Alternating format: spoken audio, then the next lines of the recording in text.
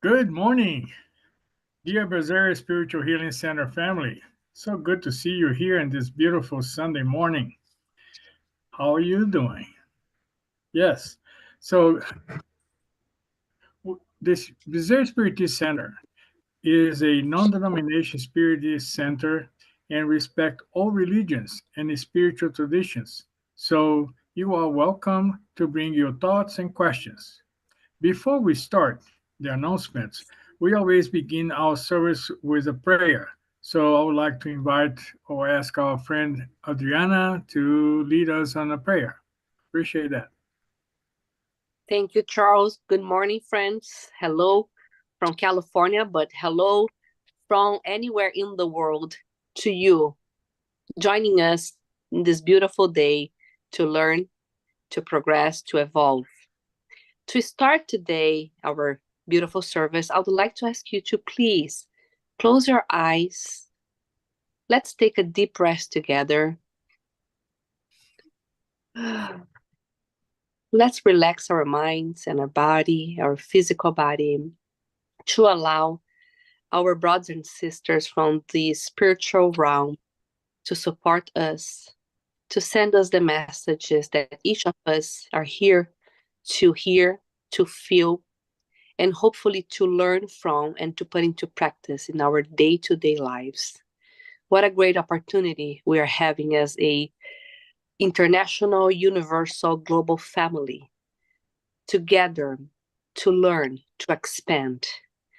What a blessing to be united, to learn the um, the teachings of Jesus Christ, to learn the teachings of the Spirit through the doctrine of Allan Kardec, and to learn from our special guest speaker today. May God bless each of us. May God bless our speaker who came specially to deliver us a beautiful message and teachings and learnings from the spiritual world. And we are so blessed that we have the eyes to see it, the ears to hear it, and the technology to be present. Even when we are away from each other, we are united in spirit. We are united through the technology Zoom. And we know that other friends that are unable to join us right now will be able to also listen to this lecture later on YouTube. Thank you, God. Thank you, God, for the opportunity to learn every single day from the gospel, from each other, from the Bezerra Spiritual Healing family, and to continue with the work as workers of light that we are. May we be open with our hearts and minds to receive this beautiful message. Thank you, thank you, thank you. May we be one with God. May we be light. Amen. Amen. Thank you, Adriana. Before I go to my spiel over here, I'd like to ask everyone to please mute your microphone so we don't have so much interference because this presentation will be revisited by many others after this presentation today. Thank you. Well, thank you, BSH. BSH is a member of the United States Spiritist Federation, and our spiritual beliefs are based upon around scientific, philosophical, and religious principles of Spiritism.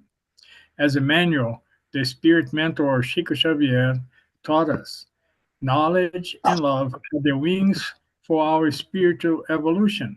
That is the reason why the services are divided in two parts. First, we always have someone speaking and sharing findings and remarkable and qualified mediums and spirits. It is really important that you participate since you are a mentor, is already supporting you and your needs while you are hearing insights from the speaker.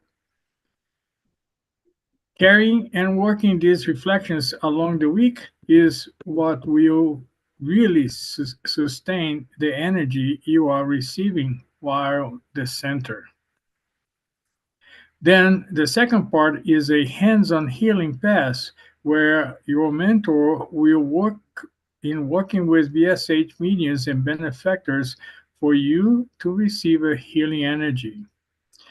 Uh, BSH has a calendar of activities for the week, and I would like ask our sister Kiki to share the screen with us so we can see basically what we offer throughout the week. Um, we have plenty of opportunities to be together with services and new classes. You can pick the day or days that suits your schedule better. So the biggest highlight for the our schedule is our daily prayer. Our daily prayer is when every single one is invited to at 6 o'clock p.m. Pacific Standard Time to join our energetic flames of energy in prayers to provide physical, spiritual, mental healing for those that are listed on our healing roster of people that have requested the specific services. On Mondays, we have our healing services by BSH Mediumship Group. It's a private or exclusive gathering of mediums from BSH, and we work together in order to uh, connect our spirituality with those of you that are part of our family. On Tuesdays, we have the initiation into Spiritism, which is led by Teresina Oliveira, which is a book study conducted by the Divine Light Group. On Wednesdays, we have what we call fraternal assistance, which is a particular session that can be requested by anyone between the hours of 4 p.m. and 7 p.m. Pacific Standard Time, where you request to have a one on one conversation with any of our mediums that are available to support and assist you with your needs or questions. So it's a personal transformation process. And 6:30 at 7:30 p.m., we have another study group, which is going through the process of personal transformation, which is an essential message of Spiritism, which is inner reform. And on Thursday, same time, 6:30 and 7:30 p.m., we have Living Springs. It's another study group that studies the message that are received through channeling of uh, our mediums. And on Sunday, like today, we have this service at 10 a.m. And at 6:30, we have another study group, and that is conducted by Divine Light Group, and it is between 6:30 and 7:30 p.m. All right, so that's our activities, and feel free to go into our website so you can see what else I'll provide. Without further ado, I would like to briefly introduce you to our speaker today, Anton Baraschi. Anton Baraschi's practice bioenergy healing, or Aka Medical Oigon, in person and long distance, which is a remote type of services. At Dr. Nidia Carrero's integrative practice at, I don't know what that is, but second floor, Manhattan, New York, on Wednesdays from 9 to 8 p.m. by appointment at the Inner Source Health Dr. Pina uh, Stewart. Other days in Fort Lee, New Jersey, call for details. Originally a facility senior project manager for financial institutions, in his career he developed a turnkey over 5,000 square feet. Is that 5,000 5 million? Families of commercial space with an aggressive budget of 750,000 millions. Due to job stress, he experienced health issues. He recovered his health through the practice of Qigong. The practice and only restored health by open special abilities, which Anton pursued with several masters. Over the years, Anton has mastered several healing modalities: brainware, energetic chelation, a worker's method. That wow, that's so much new things here that I'm so can't wait to learn. Thank you, Anton, for showing up. And he's a master in Heike energy through nervous system, ancient Tibetan healing, Sit Tupat Bod, advanced pranic healing, pranic psychotherapy, and Master Robert Pang's Qigong healing method. Anton teaches a certification course of bioenergy healing through the Edgar Casey, uh, what is our of New York, and privately. Anton's practice is focused on alleviating most chronic conditions, in pain reduction, speeding up the recovery process, and facilitating spiritual development. Bioenergy healing works well in supporting all other treatment modalities: allopathic, homeopathic, acupuncture, psychotherapy, physical therapy, surgery, chemotherapy, nutrition, and exercise. Anton is currently specializing in working with medical professionals since 2020. Anton is an administrative director of the New York Holistic School in Manhattan, teaching a two-quarters course in medical Qigong towards New York School's approved certification as a holistic health consultant. He is currently a board member and vice president of the New Dawn Foundation in Rochelle, New York, promoting wellness and healing of the individual and the environment. Wow, Anton, Anton, that's amazing. So much done. Thank you so much and welcome. The floor is yours, Anton. Thank you so much. Well, sorry about the length of the bio. I wanted to stop it, but I was mute and then I left it alone. All right. You're Well, good. Oh, Anton, just before you go, those of you that wants to review that bio, please go to the website and read it over again. I know that was a long but fast one. Thank you. well, I'm glad we are meeting again.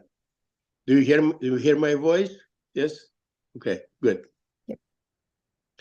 When Tanya called me, he said, "Well, pick a team. See what you're going to do this time for today." And what came to mind is something that preoccupied me for quite a bit of time. It was a puzzle, a question, and that was how come many healers are sick? They all have some issue. I was reviewing my list, Choa Koksui had a heart condition. Chico Javier had problems with his eyes that, we all heard about it. John of God had cancer and a stroke. And my spirit sister Tanya struggled with health also. And so do I, you know.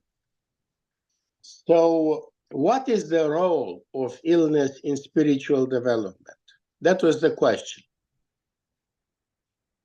Does it have a purpose, or is it one of those random things that happen, you know, and I meditated about and I figured out the more I thought about it, the deeper I got into it, the more layers of understanding came through. First of all, I have children, so I saw them coming into incarnation, and there is a period in their life when they have something called childhood diseases. Actually, my father is a good example of how things used to be before vaccines came around. My father was one of 7 children, and he was raised by a widow because his mother, my grandmother, lost her husband to tuberculosis when he was, an infant. And he was the only child by the time he got big, because all the other 6 died of childhood diseases. So it wasn't uncommon in the 1900s, early, to have a large family that became small because childhood diseases used to, it was like a rite of passage. Now, by the time I got to be of age, I only got 2 vaccinations. One was for smallpox, and the other one was for polio. Everything else I had. And it was the rite of passage. You would get the little chicken pox, and you wait for the things to go down and don't scratch them because you'll get a poke mark.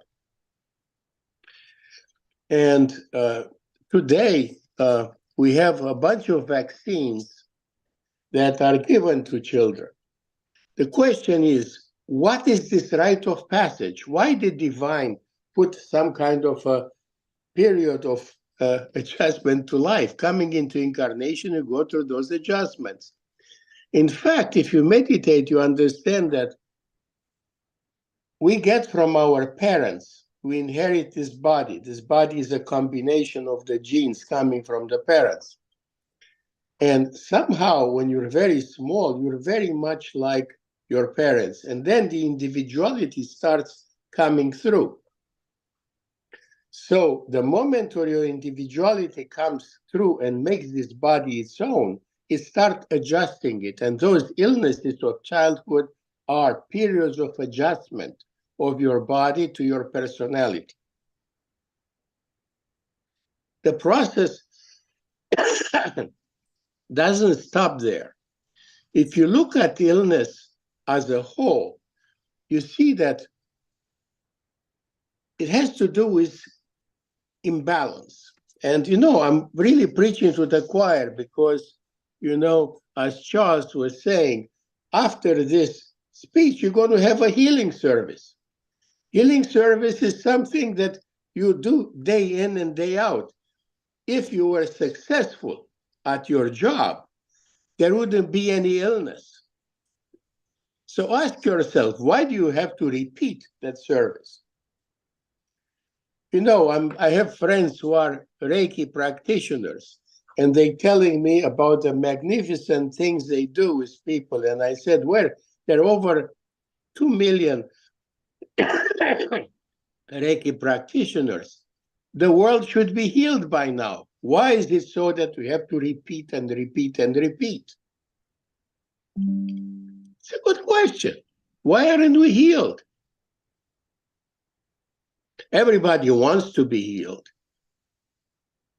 And then you think a little bit that what is healing? What's the definition of healing? What is this healing about? So you realize that healing is actually a state of balance. It's a state of balance that if you maintain, you have a sensation of well-being.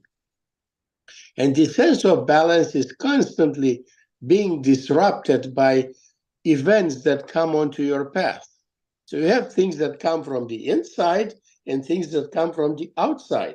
And you have to maintain a balance in between them to maintain your humanity. In fact, if you go a little deeper, you're going to find out that divine, in the magnificent design of our creation, gave us 2 mechanisms for us to perceive the sense of balance.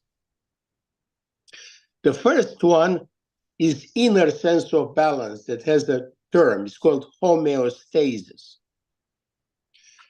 Homeostasis allows you to know when you feel good or bad. When you're thirsty, you need to drink water. When you're hungry, you have to eat. When you're I don't know, you get up and you get dizzy, you have to sit down. You know a lot of things about yourself, about this inner sense of balance that guides you into your daily activity. Your daily activities, you know what to do when you need to do it. If you itch, you scratch. And that is balancing. And it goes deeper. We are walking vertically. When I get up from my chair like this, there is a process in which I maintain my verticality. I know if I'm tilted this way or that way. And if I lose it, I will fall. This is particular for humans because animals, our lesser brothers, are on all fours. They have a spine that's parallel to the surface. If a snake gets dizzy, what's the big deal? He's not going to fall. Just wait until he feels better. But we, you got to, we have walkers as you get older, you have those little chairs without a seat, that you take, to help you maintain your verticality.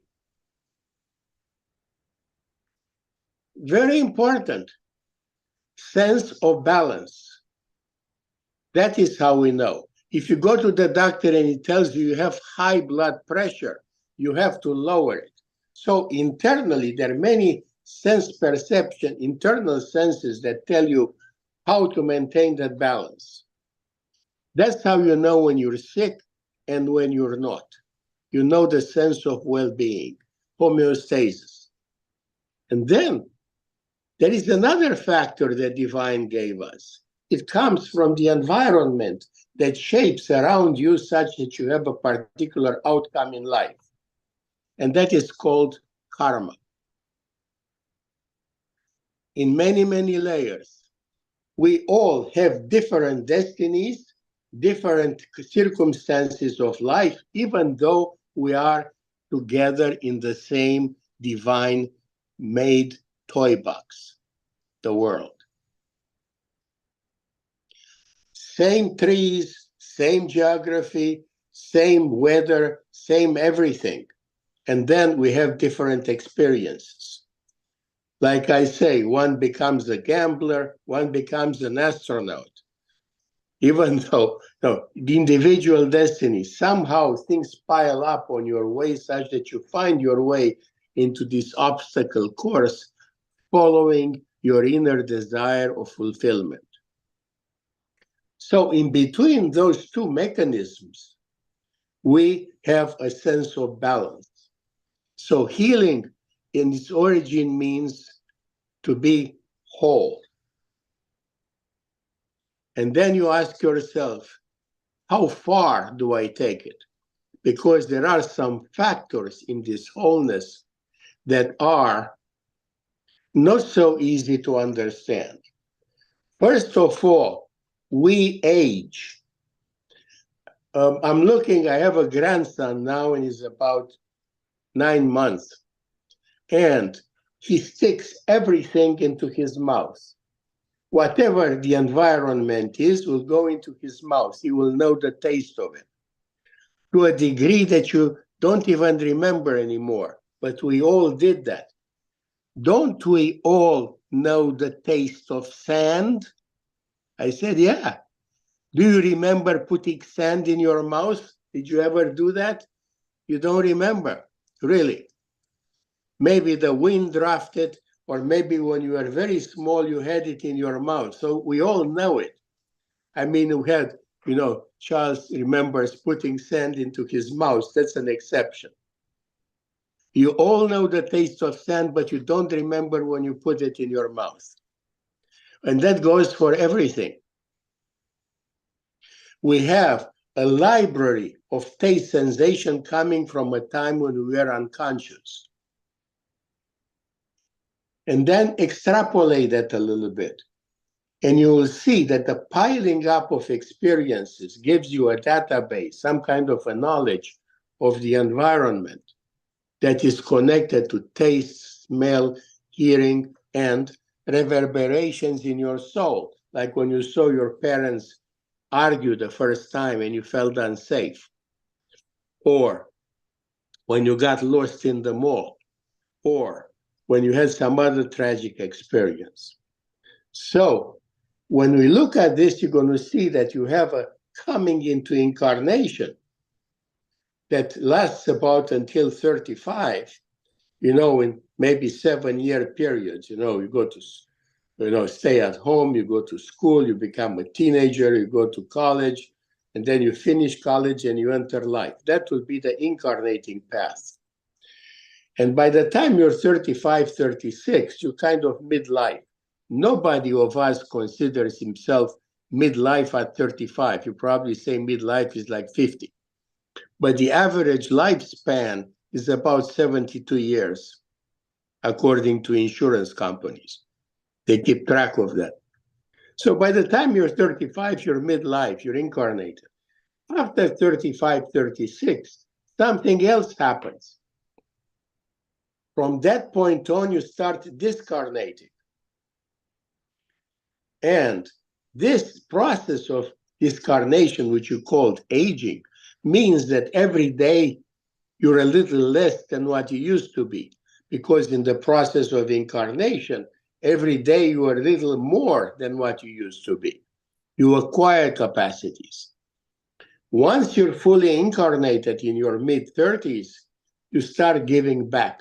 You're always less than what you used to be. So this is a normal process.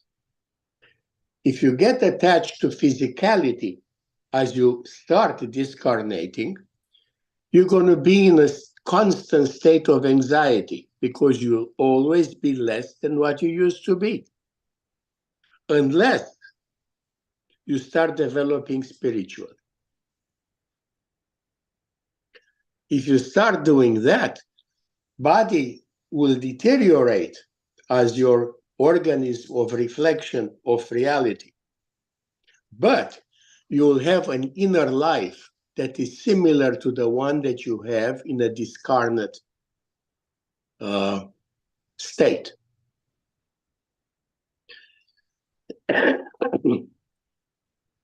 Those of us that have encounters with spirit beings, sometimes on a daily basis, know that this is not a physical encounter. It is a meditative encounter. You have it in the part of your being that is common in the spirit world and in the physical world. That is the body of thought. And we get reactions in the body of feelings. We have thoughts imbued with feelings that convey meaning. And that is how the conversation with spirit takes place. But this is a talk about illness. What is the role of illness? So you see, illness is the destabilizing of the balance, ideal balance in between homeostasis and karma that you all have. You know when you're balanced, you know your well-being. If you're off, that is in the beginning just something that tells you restore the balance, go the other way. If you're tired, sleep. But what happens if you push into that, or that this balance becomes really affecting you? Then you have to pay attention to it. And one of the first signs of discomfort is malaise, lack of ease.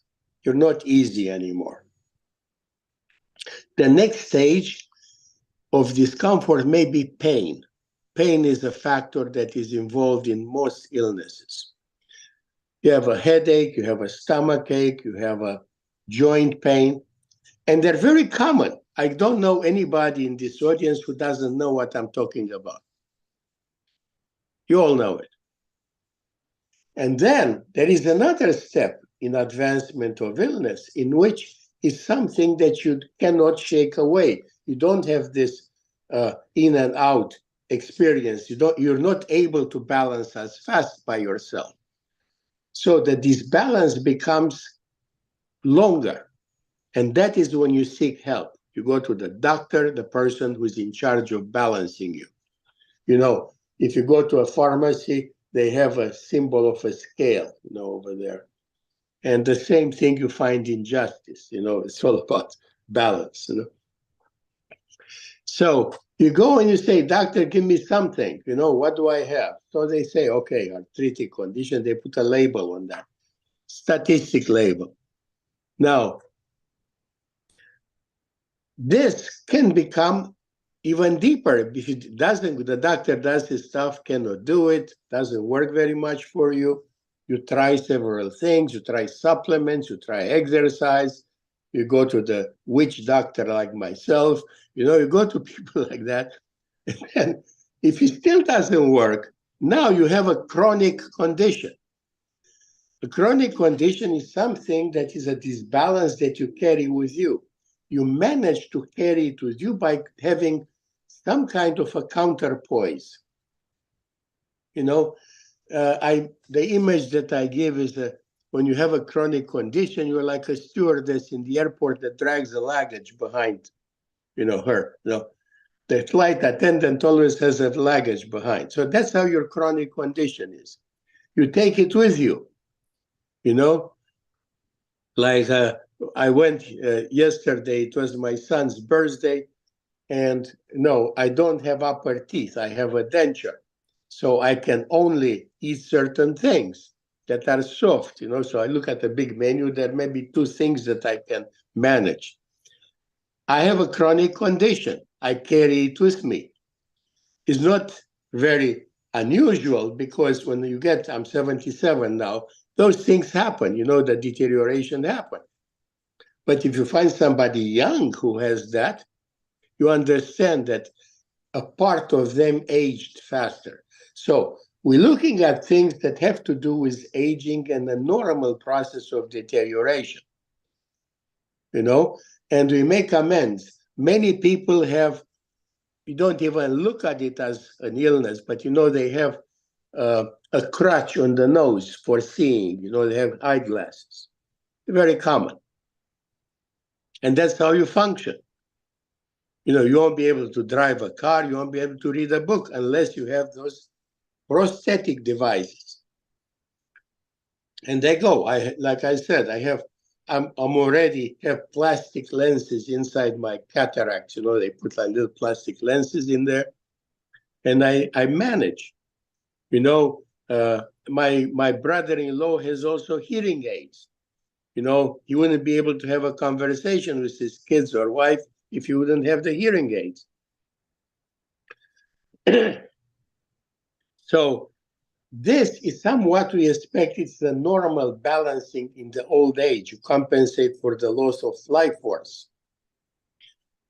Now, but besides this normal course of events that we're describing in here, you also have different type of illnesses that adjust a person to a particular phase of development. Now, I wasn't always a healer. Like, you said over there in my bio, I used to be a senior project manager for Cushman and Wakefield, and I was taking care of the last job was UBS campus, a Swiss bank. What am I doing with healing? I didn't intend that. I didn't even know it existed in my youth. I was chasing the opposite sex and wanted to have, success in life material. I had no idea about this stuff. But sometime midlife, when I had I was vice president at the bank, my health broke down. I got very, very sick from stress. I had a bunch of ailments. The litany is that I have asthma, arthritis, acid reflux, heartache, kidney stones, digestive disorder, sleep disorder, and prostate problem. All at once. Life was trying to tell me something, but inside of me, I was a brave macho guy pushing. I had a family to feed. I had goals in life, and I kept going out of routine, popping pills and kept going. What do you think happened next? I had a crisis. I had so many things that I had to find a way out. The bank where I was working sold to another bank. So one day I had the following experience. The boss came to me and said, Anton, it was Christmas, give me your pager and cell phone. Monday is your last day. No explanation. Now, everything that I was doing is gone. And I have this health disbalance. And I still didn't hear it. Next, I found a job at Morgan Stanley by the hour, freelance. And God gave me one more ailment, if you imagine, like the maraschino cherry on a cake, tendonitis. It was so painful. My arm was like a broken wing, and I was taking codeine every 2 hours to keep the hand on the keyboard for decoration. That's when I saw the first energy healer. My Argentinian friend says, go see this guy. So I went to this gentleman, and I didn't understand a thing he did with his hands. Nothing. I said, what's he doing, But he knew things about me that I didn't tell him. And that is how my awareness opened up. In other words, I fought for half a life. I was in my 50s. And then illness forced me to look in a different direction. Pills from the doctors were working 2 hours at a time. What this guy that I saw did, he opened something that was suppressed in my soul. I started looking at my inside. What am I doing this for? And then, as I turned the other side, things started coming my way. I find a job, and the guy right next to me was Chinese. And he introduced me to this word that's hard to pronounce, Qigong.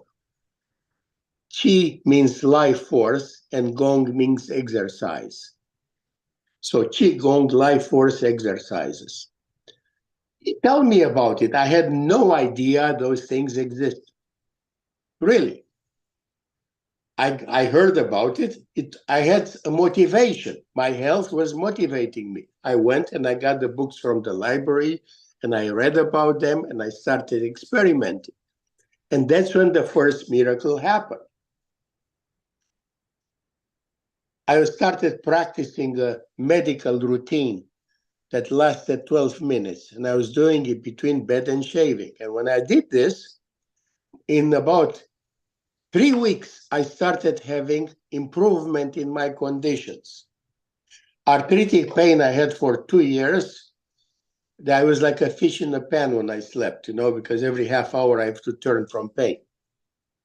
That one disappeared, pulled out of me in about 3 weeks. I felt like a tension and then it dissolved. Then one after the other, in 3 months, I was back, better than before. I didn't need a coffee fix at 3 o'clock with sugar anymore. I didn't need medication. The heart pain dissolved, prostate cleared, and one after the other. It was magic. And this was the most inexpensive cure I've ever experienced. So this is how the opening happened. I started pursuing. I had a second life. I started reading books. I started practicing exercise. I started apprenticing with other people that were doing the same thing. My life slowly was changing. But unless I had the crisis, I would have not done it. I tell people, this stuff you don't learn on a golf course. Now, so I'm going to ask you, how many of you have a healing crisis? How many of you have a relationship in between the ouch factor and spiritual development, about seeking something that exceeds. Why are you exceeds your natural desires or your instincts? Forces you. Why are you at the Bezerra Center and you are not in the supermarket? What are you doing? What propels you? So I will tell you, the great majority of people will come through this through a particular illness. Illness comes and it's unavoidable. It forces your consciousness. It forces you to look someplace where you wouldn't look otherwise. And then, once you understand this peace, that it has like an exclamation sign that comes and taps your shoulder. See, God doesn't talk in words, maybe to Moses. God talks in life. And the way God talks to you is in an occult script, hidden. You have to decipher the sequence of events that are coming to you to understand the meaning, and that forces you past your comfort zone. Consciousness is about inner clarity. Why is this happening to me? Why? I'm a good person.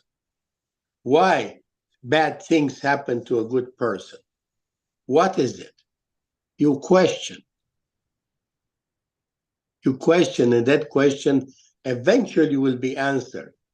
You see, if during lifetime you do not find your answer, at the moment of death, that will be revealed to you. People heard about the last judgment, when you sit down with your divine mentor and you look at your entire life and you know where you went astray. Yet illness often opens you up before that. You become proactive. You have two paths in illness. One, it leads to healing, looking at the root cause and modifying it. The other one is suppressing the signals. Painkillers. You kill the pain. You don't address the root cause. You just make so you don't feel it. Some people said this is like when you have a car and you have the oil gauge says something, it's all red. You have two ways of dealing with that. You make an oil change and you add oil, or you cut the wire to the gauge.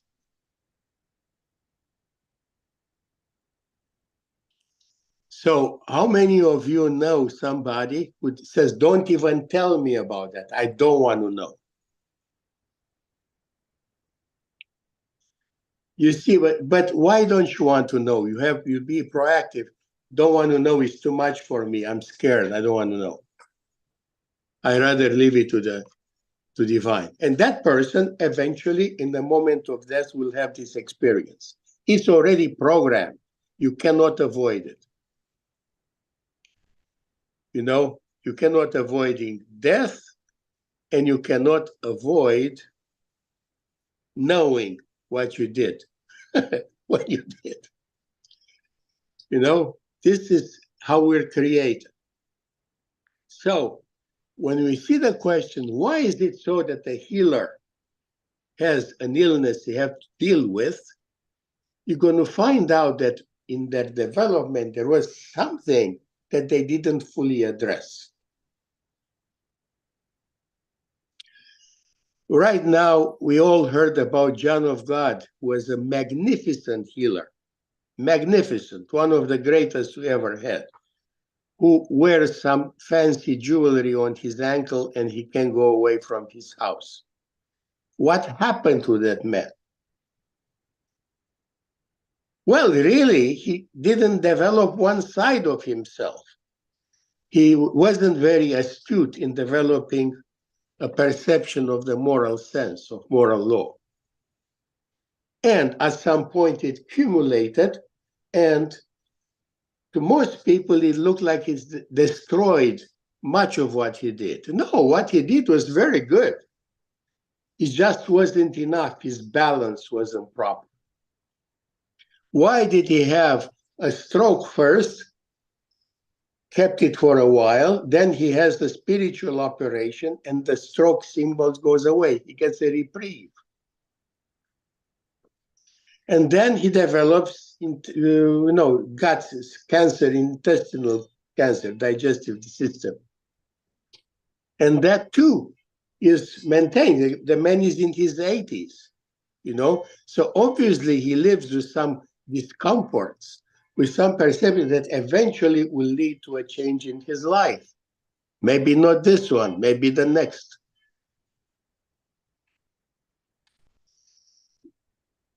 I don't know if okay, so there's a car outside with the alarm.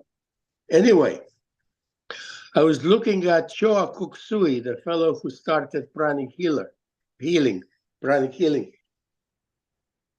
He died of a heart condition. He had that heart condition for a while. And you ask yourself, what was that about? What is it that he did not develop? Even though he had great things, he started a whole healing system. He downloaded that from his spirit master. How come he wasn't able to apply it to himself? I said, no. That was his destiny. He had something built into his programming that led to this early departure. Because sometimes things in spiritual development occur in really, to us that are mortals in one lifetime, funny way. When I start dabbling into looking at the past lives of healers, I was surprised by what I saw, because many of them had been not such good people in the past. I remember looking at an emergency room doctor who in his past life was an Arab warlord, and he chopped up a lot of people with his sword. And now in this life, he was in the emergency room sewing them together. Long hours of dedicated work. And, I didn't have such a good feeling when I saw my past life. To some of us, this happens, I was a terrific person in Mongolia. If I would meet myself, I would cross the street, It would be a prudent thing to do. That's what that motivates the very strong desire to heal others. It's a very strong impulse. Like, I think this is the restoring the balance in other people is the most interesting and fantastic and motivating thing to do. I feel so happy. Except I have to reckon with the fact that I acquired that in an opposite fashion. I swung one way, and then I'm swinging this way. So often, the role of spiritual development finds a catalyst or an impulse in illness. Some people may have read that traditional shamans, have a period in which they have to deal with the connection with spirit, how it gets established, and often it has the form of illness. If you want to read a very interesting account, the Dalai Lama has a medium called the Oracle of Nechung. And there are a couple of videos on YouTube about him talking how he got his gift. He lost consciousness the first time in a crowd, and they looked at him, he was bleeding from the nose. And he would say things. And the monks reported that to the Dalai Lama, and Dalai Lama said, I think he's having a spiritual crisis. He's becoming a medium. So they gave him training. So he went through a period of adjustment that was illness. to adjust his body to his new mission, the same way we all personalize our bodies through childhood illnesses, dissociating from our parents' mold.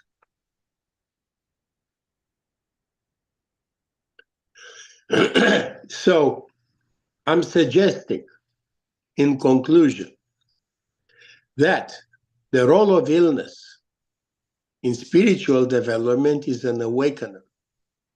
We can actually, if we meditate, be grateful for illness, for it brings us growth. We are, after all, blessed by illness.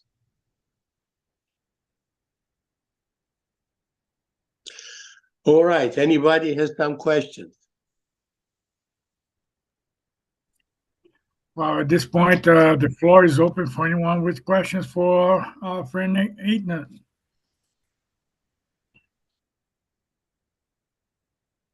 Anton, it's Kiki here.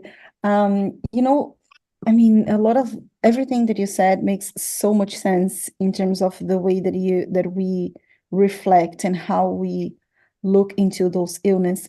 Another thing that I would like you to elaborate a little bit, if possible, is how do you think that emotions play a role whenever, dealing with something, like whenever we are dealing with an illness? Because sometimes people can accept, but yet can, develop some anger or something about that. So how do you think that emotions play a role into all of this? Well, it is a very interesting question, and I wish we had more time. Because one of the aspects of illness is expressed through psychosomatic links. In other words, a pain in the soul can translate into a physical ailment in due time. So the example I'm going to give is spinal stenosis.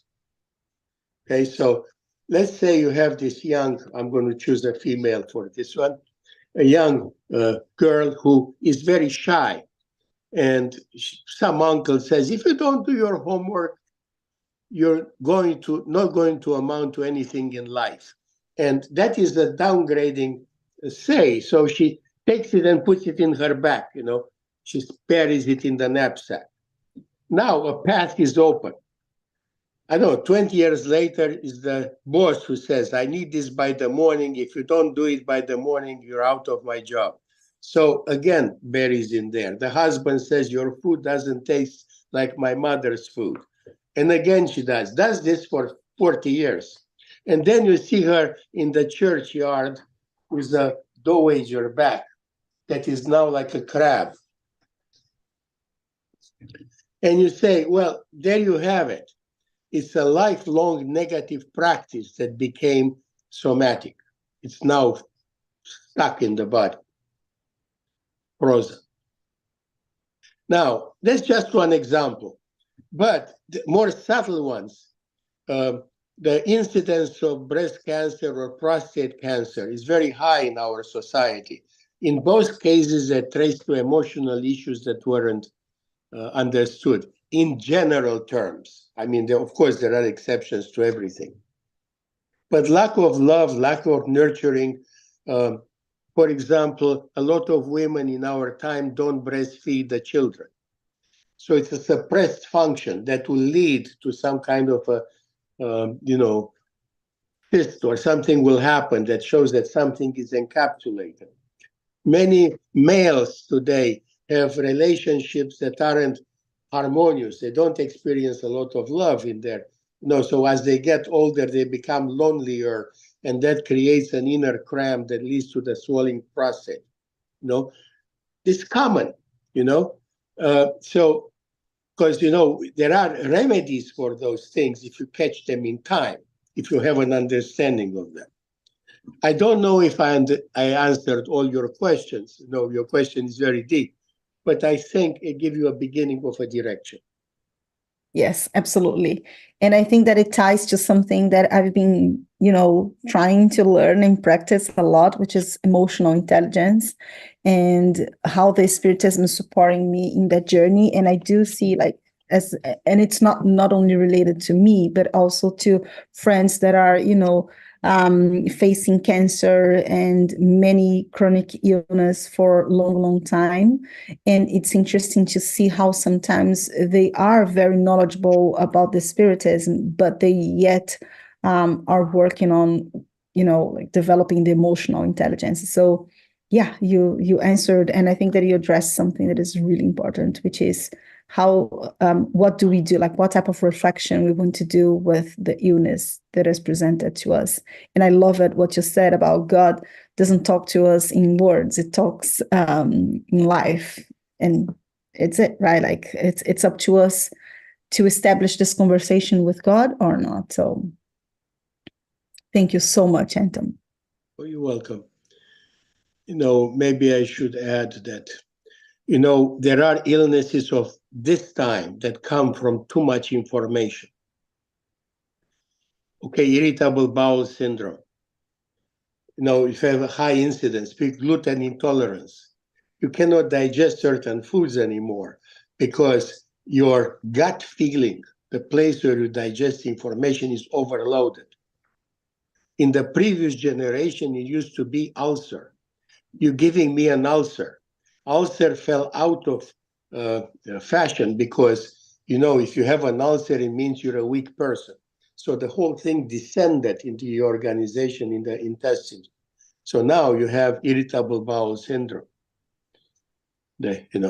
So we're going to see, for example, a higher incidence of Alzheimer in younger ages because children don't play anymore.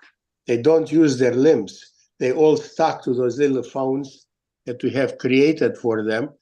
And also you're going to find an increase in dyslexia because the children are kept in walkers, so they don't have a chance of creeping and crawling, developing the relationship in between the soul and the nervous system that is proper for development.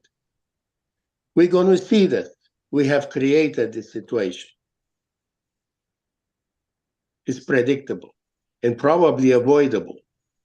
But the education comes usually through crisis. So, which goes to the point, illness has a role. I agree. My oldest son has mental issues, and it was the driving force for me. I kept asking, why? What is this? What is this? And so that started my journey on looking into spiritism because it wasn't in the normal Christian churches. They weren't answering any questions, and everything was the devil outside of their knowledge. So, and on this spiritual journey, I've learned to accept that on this planet, no one gets away without some type of suffering. No one gets away with living forever. It doesn't happen here in this physical body on this planet. And so, so whatever comes to me, I've learned to accept it. Not that I have to keep it, but accept it and look at it. Why? What's going on? What do I need to do? So yeah, I'm really enjoying this talk. It's right up my alley, of questions. I really thank you so much, Anton. Well, everything that you guys are saying rings a bell really loud. Considering, for example, the experience of Jesus when he came, he healed a lot of people with physical illness. And he recommended after the healing, go and sin no more, or your faith has healed you. So the hint is that we are here in a physical world because we still have a lot to work with our mind, with our thoughts, with our ideas. And I think if we are here right now is because we have some kind of that to look for and to learn and correct. So I definitely agree with you that all these healers that have physical symptoms or are going through their own process is because if they are here, there's still some left to be processed. Because remember, every single person that Jesus healed died, went back to the spiritual world. But those that had not completed their cycle in this world had to come back through reincarnation. And here we are until we figured out what is it that we need to heal our body. Just like the Greek used to say that mens sana in corpore sano. But I think the issue is that is mens san, or the mind, clean mind and perfect body. Or when you have a clean mind, you don't need the body anymore. You don't even come back here. And that's the goal. That's where we're going. Well, the floor is still open for anybody with questions for Anton. It's a great opportunity. Don't miss it. Please. Okay, thank you. Thank you for your very nice visual presentation. And I wanted to tell you something about myself. My doctor said that I have cancer on my head, skin cancer. And he said, you need to make biopsy. And he did it. He sent to the lab and they said, yes, you have cancer. And the doctor said, I have to make surgery. I said, let me think about that. I didn't wanted to do that for 3 months. I didn't go to the doctor. And all my families and my friends, the doctor said, you need to do that. It's dangerous. And after 3 months, I went to the doctor. I said, I know that I don't have any more cancer because every day that I got shower, I wash my head and I said, I wash my the cancer away and um, God will put good cells in my head. And after 3 months, at end date, I went to him and I said, okay, I know that there is nothing in my head, but you can do surgery. They did surgery, and after the lab test came, they said no cancer was there.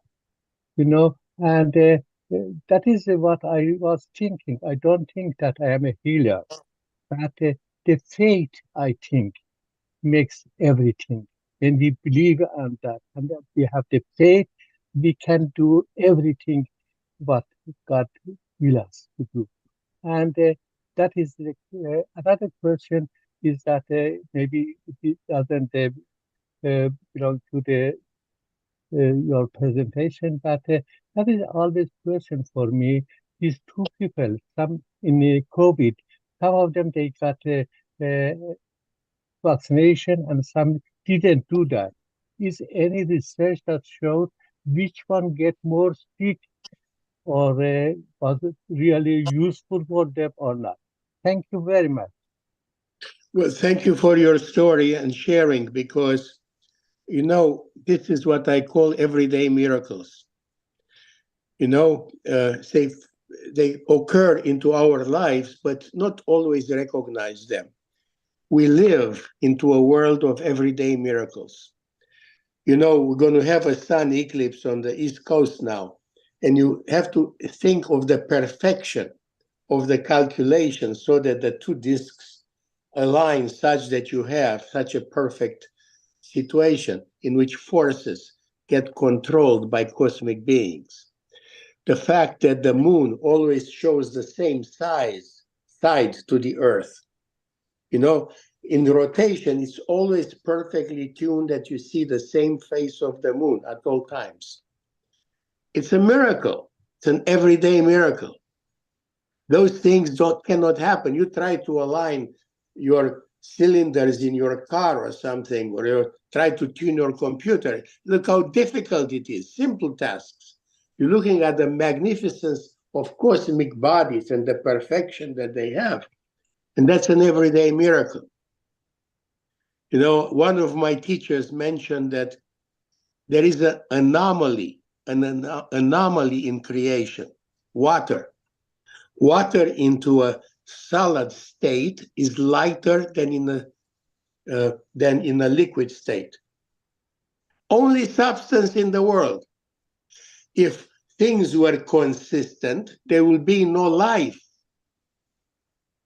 The bottom of the ocean will be full of crushed ice, and the temperature will drop. And thus, because ice, water in solid state floats, life in the ocean is possible. So you see, that's an everyday miracle. And what you describe to us is an everyday miracle. You're a living proof.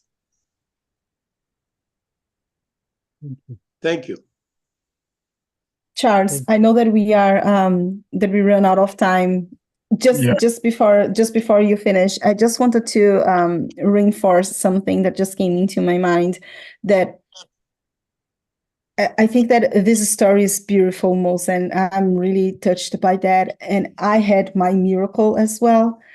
But I think it's important that we embrace science as part of a tool that God sent to us. So I think that we do have to take care of our soul, and we do have to look for how to to work on those healings from the inside, right? But as Anton was saying, that there is a balance that we should all be looking for. So this is just an encouragement for us not to how can I say, not to push away the science and the medicine, because this is all tools that God gave to us, and they should be used in addition to everything that we do for our soul. So it's just a reminder for us not to, I think it's important that we embrace that we are in a physical body. Therefore, we should take care of our physic and our soul.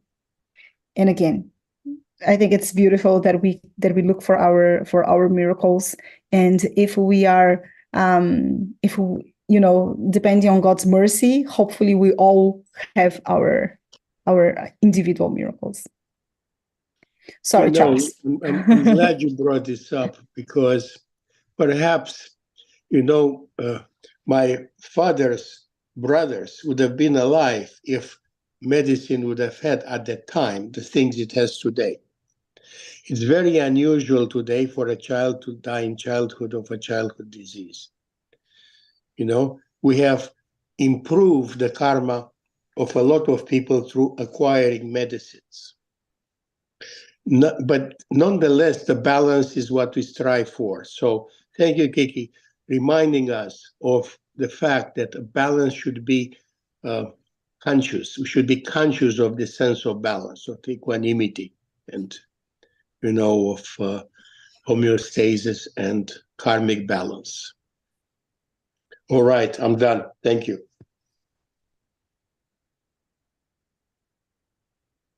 Anton, this is Dave. I want to thank you very much. This is a good presentation. An analogy just comes to my mind about the way you presented things that we may know something about or quite a bit about. It's like a person trying to make a nice job of the appearance, and they're using a spray can, called rattle can, to finish a thing to make it look nice. You've given us everything we need to know. Be sure to shake up the can. Don't try and be a one-trick pony. Use all that's out there and bring the help that God gives you and make use of it. This is a wonderful presentation. Thank you very much. It's use the rattle can like the instructions on the label say. Thank you, sir. All right, everyone. It's been a great Sunday, a great presentation, very inspiring, very insightful, and I appreciate all that. So we are now going to get ready for our second part of the service, and you are all invited to stay, even though we're not going to be on YouTube, as we're going to be kind of discontinue that presentation there, but we're going to stay here for our Healing Passage session. So thank you so much. Thank you, Anton, and thank you, everyone, for hanging